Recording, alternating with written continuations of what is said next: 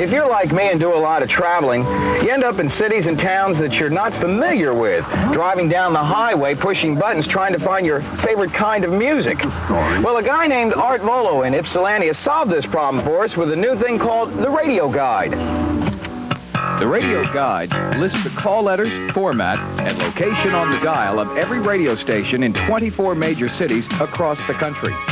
And what this is a little dial card that says, "Welcome to Detroit." So when you come to Detroit, you find one of these hanging on the knob of your car. Now imagine the guy that just flew in from New York. He's never been to Detroit before.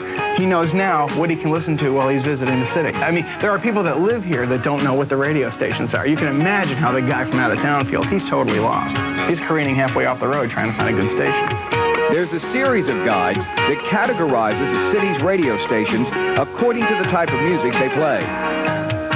And there's a radio guide that lists the radio stations that you'd find driving down any interstate highway in the country.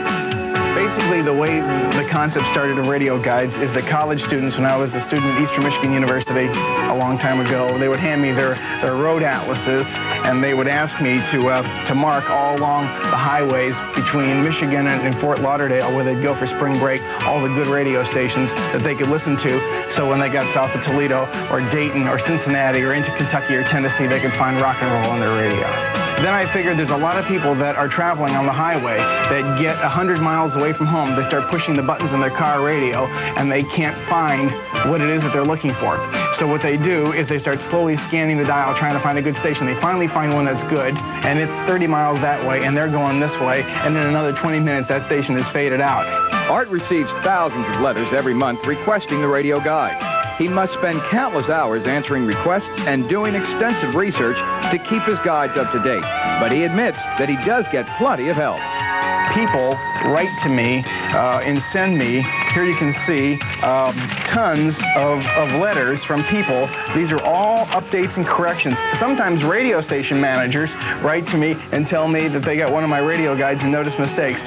If you're interested in ordering the Radio Guide, you can send 50 cents per copy to Radio Guide, Post Office Box 219-T, Ypsilanti, Michigan, 48197.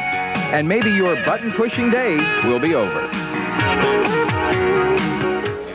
When you travel as much as I do, those radio guides come in mighty handy.